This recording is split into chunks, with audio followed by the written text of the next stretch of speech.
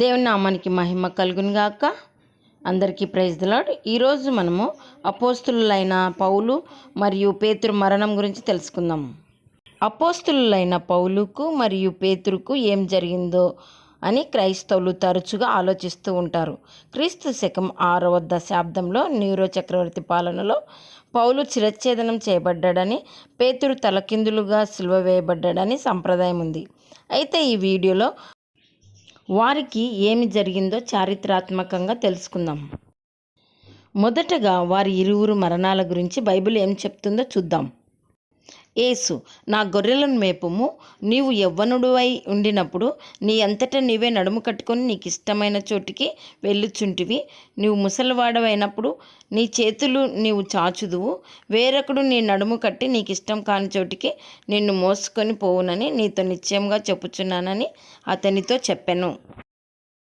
అతడు ఎట్టి మరణం వల్ల దేవుని మహిమపరచునో దాన్ని సూచించి ఆయన ఈ మాట చెప్పెను.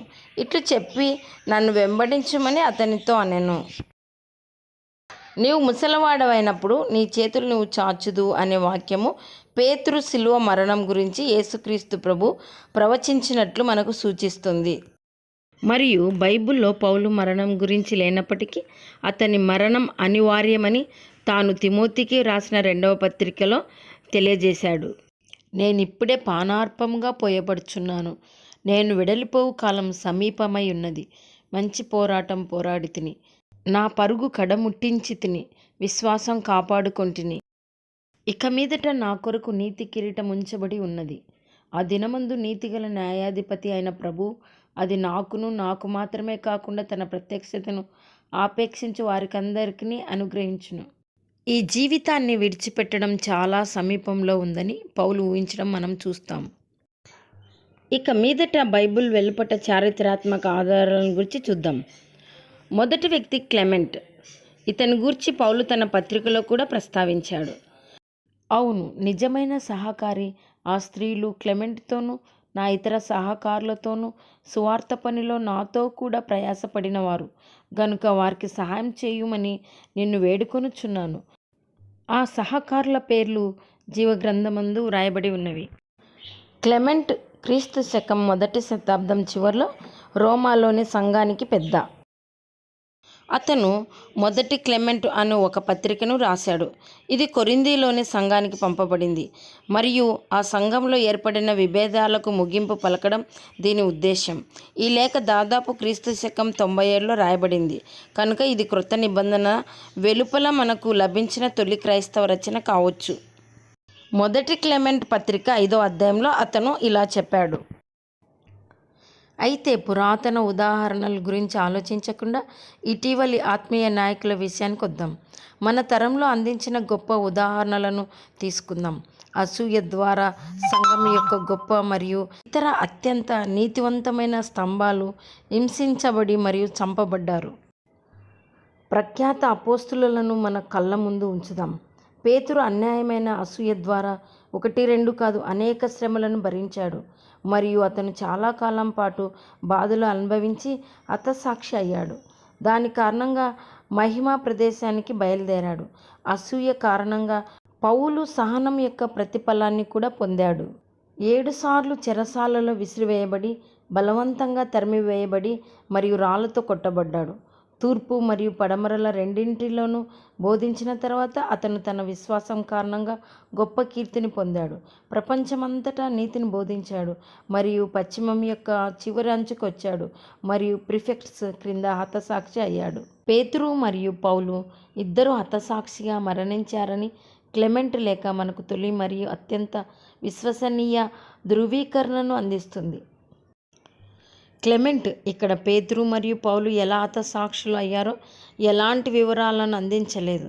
బహుశా ఆ వివరాలు అతని పాఠకులకు బాగా తెలుసు, కానీ వారు హతసాక్షులు అయ్యారని మనం ధృవీకరించవచ్చు. పౌలు విషయంలో అతను సూచన ఇచ్చాడు. ప్రిఫెక్ట్స్ క్రింద హతసాక్షి అయ్యాడు. నీరో యొక్క పాలనలో చివరి సంవత్సరంలో క్రీస్తు శకం 68 టిగెలినస్ మరియు సాబినస్ అనే ప్రిఫెక్ట్లను సూచిస్తుంది. రెండవ వ్యక్తి అంతియోకయకు చెందిన ఇగ్నేసియస్. ఇగ్నేసియస్ అపోస్తలుడైన యోహాను యొక్క శిష్యుడు. అంతియోకయ సంఘ పెద్ద అయిన ఇగ్నేసియస్ కూడా హతసాక్షి అయ్యాడు. క్రైస్తవుడైనందుకు క్రూర మృగాలకు విసిరివేయబడ్డాడు. 2వ శతాబ్దపు తొలి భాగంలో ఇగ్నేసియస్ సంబంధించిన 7 ఉత్తరాలు ఉన్నాయి. ఎఫీసీలకు అతను రాసిన పత్రికలో ఇగ్నేసియస్ క్లెమెంట్ వల్లే పౌలు యొక్క హతసాక్ష్యం గురించి ప్రస్తావించాడు. నేను ఎవరో ఎవరికి వ్రాయాలో రెండు నాకు తెలుసు. నేను ఖండించబడిన వ్యక్తిని, మీరు కరుణ యొక్క పాత్రలు. నేను ప్రమాదానికి గురయ్యాను, మీరు సురక్షితంగా స్థాపించబడ్డారు. దేవుని కొరకు నరికివేయబడిన వ్యక్తులు మీ మధ్య నుంచి వెళ్ళారు. మీరు పవిత్రుడు. హతసాక్షి అర్హతతో అత్యంత సంతోషంగా ఉన్న పౌలుతో సువార్త రహస్యాల్లోకి ప్రవేశించారు. నేను వారి పాదాల వద్ద నేను దేవుని వద్దకు చేరుకుంటాను. అతను తన లేఖలన్నిటిలో క్రీస్తు యేసులో మిమ్మల్ని ప్రస్తావించాడు. ఇది పౌలు యొక్క హతసాక్ష్యం యొక్క మరో ధృవీకరణగా పరిగణించవచ్చు. అందువల్ల అతని సాక్ష్యం క్లెమెంట్ యొక్క మునుపటి సాక్ష్యాన్ని మరింత బలపరుస్తుంది. 3వ వ్యక్తి కొరింథీకి చెందిన డయోనేసియస్. సుమారు క్రీస్తు శకం 171 నాటి డయోనేసియస్ కొరింథీ సంఘ పెద్ద. రోమ్లోని సంఘానికి రాసిన లేఖ యొక్క శకలాలు ఉన్నాయి. ఈ శకలాలు యూసేబియస్ యొక్క క్రైస్తవ చరిత్రలో భద్రపరచబడ్డాయి. అతను రోమాలోని సంఘానికి రాసిన పత్రికలో 3వ శకలంలో ఇలా రాయబడి ఉంది: కావున మీరు కూడా అటువంటి ఉపదేశం ద్వారా పేతురు మరియు పౌలు రోమాలో మరియు కొరింథీలో నాటబడిన సంఘాలను సన్నిహితంగా చేర్చారు. వారిద్దరూ మన కొరింథీకి వెళ్ళి వారు ఇటలీకి వెళ్ళినప్పుడు మీకు బోధించిన విధంగానే మాకు బోధించారు, మరియు మీకు బోధించిన తర్వాత వారు అదే సమయంలో హతసాక్షులయ్యారు. డయోనిసియస్ ఇక్కడ మనకు అనేక ఆసక్తికరమైన వివరాలను అందించాడు. రోమాలోని సంఘానికి బోధించినందుకు పేతురు మరియు పౌలు ఇద్దరూ హతసాక్షులయ్యారు. వారు రోమలో బోధించిన వెంటనే హతసాక్షులయ్యారు. వారిద్దరూ ఒకే సమయంలో హతసాక్షులయ్యారు. పౌలు మరియు పేతురు ఎలా మరణించారో ఈ సాక్షులెవరూ తెలియజేయలేదు. ఈ విషయంపై వారు మౌనం నిజానికి వారు హతసాక్షులయ్యారనే సంప్రదాయం యొక్క విశ్వసనీయతను బలపరుస్తుంది. The acts of Paul and the acts of Peter. పౌలు యొక్క కార్యములు మరియు పేతురు యొక్క కార్యములు క్రీస్తు శకం 160లో వ్రాయబడిన అపోక్రిఫాల్ రచనలు. ఇవి ప్రశ్నార్థకమైనది. నీరో చక్రవర్తి కింద పౌలు శిరచ్ఛేదనం చేయబడ్డాడు అని పేర్కొన్న మొదటి గ్రంథం పౌలు యొక్క కార్యములు. అటువలే పేతురు తలకిందులుగా సిలువ వేయబడ్డాడని పేర్కొన్న మొదటి గ్రంథము పేతురు యొక్క కార్యములు. అప్పుడు పౌలు తన ముఖాన్ని తూర్పున ఉంచి ఆకాశం వైపు తన చేతులు పైకెత్తి చాలాసేపు ప్రార్థించాడు. మరియు తన ప్రార్థనలో అతను పితరులతో హీబ్రూ భాషలో సంభాషించాడు. ఆపై మాట్లాడకుండా తన మెడను చాచాడు. మరియు తలారి అతని తలపై కొట్టినప్పుడు సైనికుడి అంగీపై పాలు చిమ్మాయి. మరియు సైనికుడు మరియు అక్కడ ఉన్న వారందరూ అది చూచి ఆశ్చర్యపడి పౌలుకు ఇంత మహిమను ఇచ్చిన దేవుని మహిమపరిచారు. మరియు వారు వెళ్ళి కైసరుతో ఏమి జరిగిందో చెప్పారు. ఇలా పౌలు యొక్క కార్యంలో ఉంది. మరి పేతురు యొక్క కార్యంలో ఇలా చెప్పబడి ఉంది: పేతురు అగ్రిప్పా యొక్క ఉపపత్నులకు వారి పవిత్రతను పాటించాలని బోధించాడు. కోపోద్రిక్తుడైన అగ్రిప్పా పేతురును సిలువ వేయమని ఆజ్ఞాపించాడు. తలక్రిందులుగా సిలువ వేయమని పేతురు వేడుకున్నాడు. అతను ప్రార్థించి తన ఆత్మను ప్రభువుకు అప్పగించాడు. ప్రధానంగా పౌలు మరియు పేతురు హతసాక్ష్యం గురించిన ఈ వృత్తాంతం వారి మరణం యొక్క పద్ధతి గురించి నిజమైన సంప్రదాయాన్ని సూచించవచ్చు లేదా కాకపోవచ్చు. వేదాంతవేత్త అయిన టెర్టులియన్ పౌలు యొక్క కార్యములు మరియు పేతురు యొక్క కార్యములు ఆసియాకు చెందిన ఒక పెద్ద చేత రచించబడ్డాయని మనకు తెలియజేయడం గమనించదగ్గ విషయం. అతను వంచనకు పాల్పడ్డాడని అతనిని పదవి నుండి తీసివేయబడ్డాడు. టెర్టులియన్ చెప్పినది సరైనదైతే పైన పేర్కొన్న విషయాన్ని మనం అనుమానించాలి.